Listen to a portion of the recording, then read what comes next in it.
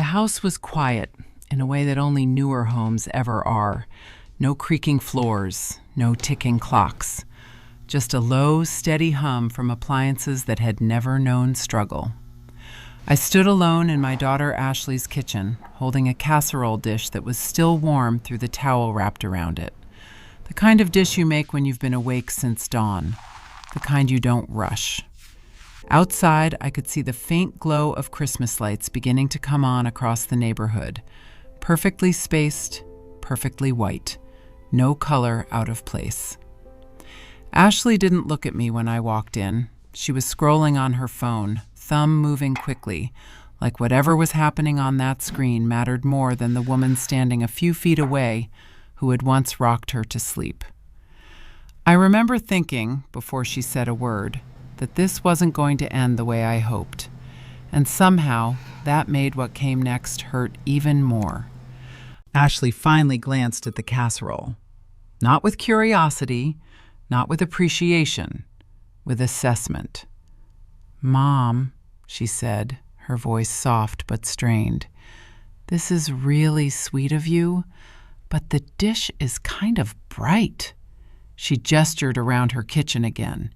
Everything was beige, stone, linen, wood softened to look unfinished on purpose. "We're doing a very neutral theme this year," she continued. "Minimal, clean." Then she hesitated, like she was choosing her words carefully. "And Mark and I were talking," she said, "and we think Christmas Eve should just be immediate family this year." I waited. "You know," she added quickly, "couples, the kids, it's just easier that way. Cleaner." Cleaner. I felt the words settle into my chest before my mind caught up. "Immediate family?" I asked quietly. "I'm your mother." She sighed, not angrily, not dramatically, but the way someone sighs when they think a conversation shouldn't even be necessary. "You know what I mean, Mom," she said. "You'd just be sitting there by yourself. It changes the energy." She finally looked at me then, not cruelly, just distantly. I smiled. I nodded. "Of course," I said. "I understand." What I didn't say, what I couldn't quite process yet, was that I had just been edited out of my own life. She thought she was dismissing a lonely widow. She didn't know that 3 days earlier I had closed escrow on the glass estate perched quietly on the ridge above her backyard. I'm 72 years old. I raised Ashley mostly on my own after her father died. I worked long hours. I packed lunches. I sat in uncomfortable folding chairs at school events, pretending my back didn't hurt. I was the parent she called when she was scared, the one she cried to when things fell apart. For a long time, I was Mom. And then, slowly, I became something else. I became someone who needed things explained to her, someone who was considered, someone decisions were made for, not with. It wasn't sudden. It never is. It was little things. Phone calls that ended quicker than they used to. Plans that were still up in the air. Conversations where my opinion was acknowledged and then quietly ignored. After my husband passed, I lived quietly. Ashley knew I was comfortable. She didn't know how comfortable. What she never asked, and what I never offered, was how carefully her father had planned for the future. He wasn't flashy. He didn't talk about money, but he understood time. He bought stock in companies no one had heard of. Tesla, when people thought electric cars were a joke. Amazon, when it was just selling books out of a garage. He bought scrubby plots of land in Nevada that later became data centers, places no one wanted until suddenly everyone did. He never bragged. He never showed off. He just invested. So when he died, he didn't just leave me comfortable. He left me a portfolio worth $80 million. And I told no one. Not because I was hiding something, not because I was testing anyone. I stayed quiet because I didn't want the money to replace me. I didn't want to disappear behind it. I wanted to be loved as a person, not managed as an asset. But standing in Ashley's kitchen that afternoon, holding a casserole dish that no longer fit the aesthetic, I realized I had already disappeared anyway. I didn't buy the house to make a statement. I bought it because I was tired of asking permission to exist. The house on the ridge didn't announce itself. It didn't need to. Movers came early in the mornings, when most of the neighborhood was still quiet. Contractors parked their trucks neatly, never blocking driveways, never making noise past dusk. From Ashley's backyard, you could see the outline of it slowly coming to life. Glass walls, clean lines, a home that looked like it belonged to someone important. Ashley noticed, of course. She mentioned it casually one afternoon while we were standing in her driveway. "I heard a tech investor bought the place," she said, squinting up at the ridge. "Probably won't even live there. People like that never do," she laughed, like it was an inside joke. Then she added, "We should go say hello sometime. You never know who it's good to know." I nodded. I said nothing. I didn't correct her assumptions. I didn't hint. I didn't give her anything to push against. I let her build the story she needed. That's something I learned a long time ago. People reveal the most about themselves when they think you aren't paying attention. While she imagined a billionaire stranger, I was doing something else entirely. I wasn't just moving into a house. I was building a sanctuary. I chose warm lighting instead of harsh brightness, soft lamps instead of overhead glare, rooms arranged for conversation, not display. I brought with me the things that mattered: my husband's old record collection, the chair I always sat in to read, a small wooden ornament Ashley made in second grade. Not because I planned to show it to her, but because I needed to remember who I was.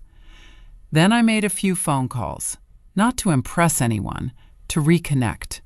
I called my cousin, the one Ashley always said was a bit much, the neighbor who brought soup when I didn't answer my phone one winter, a friend from church who listens instead of waiting to speak. I didn't call it a party. I called it Christmas. Christmas Eve crept up quietly that year. Down below, Ashley's house transformed the way magazines say it should.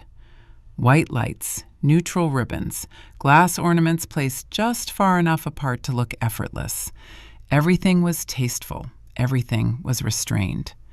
From the ridge, I could see people arriving early, couples stepping out of cars with wrapped gifts and careful smiles, voices polite, laughter measured.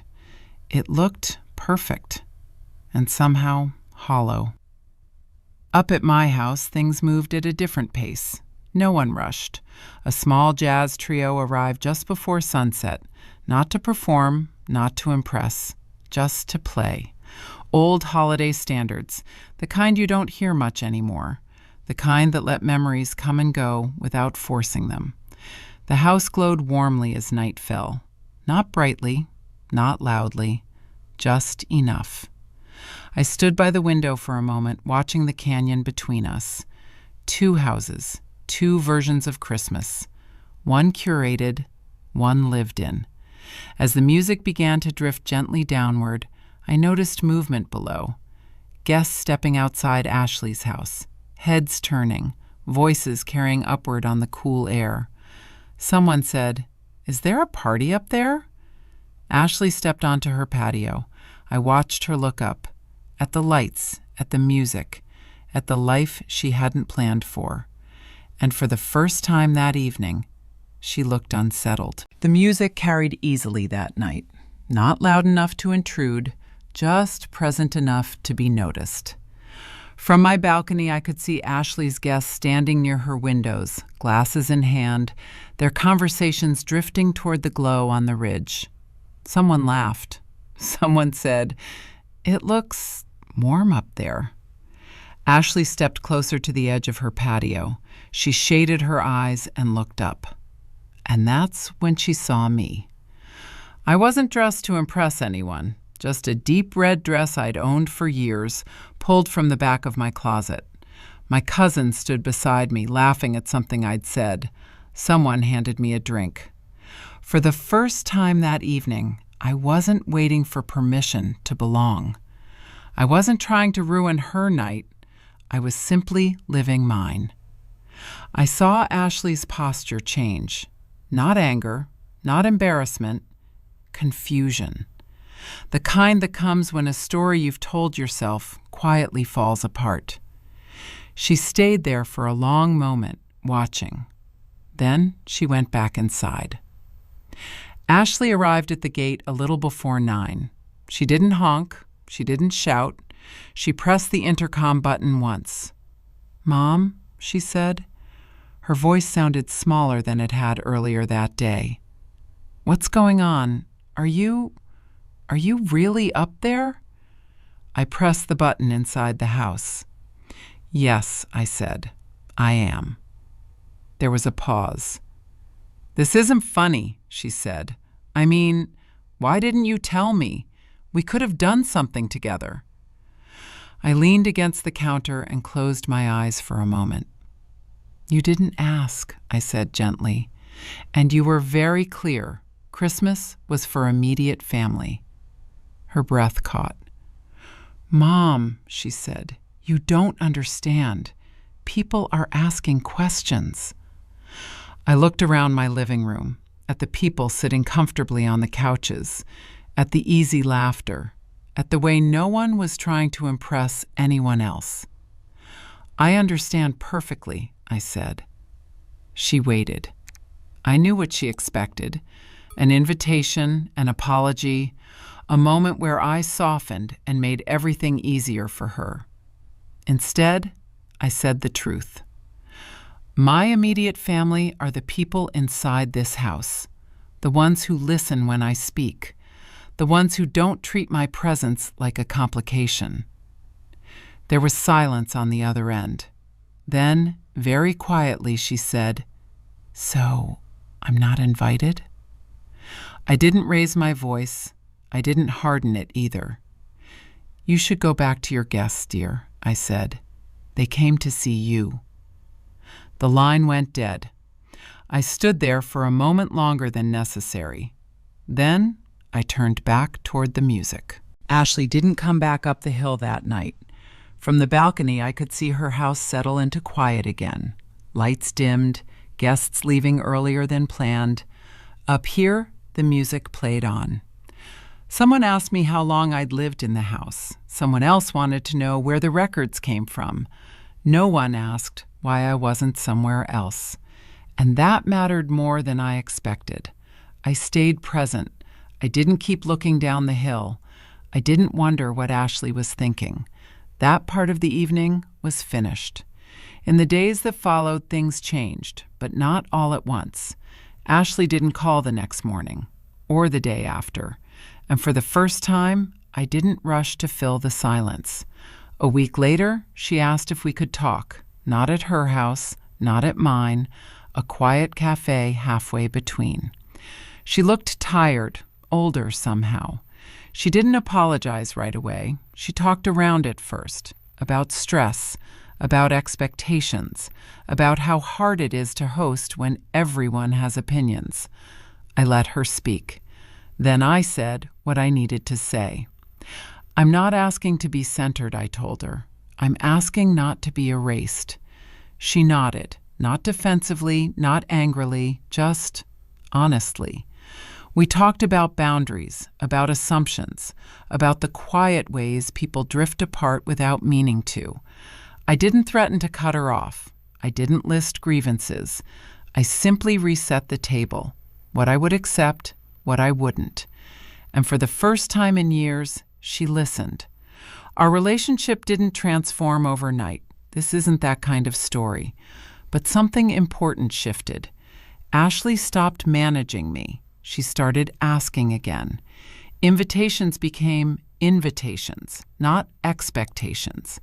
Conversations slowed down, and I stopped shrinking to stay included. That Christmas taught me something I wish I'd learned earlier. Dignity isn't something your children grant you.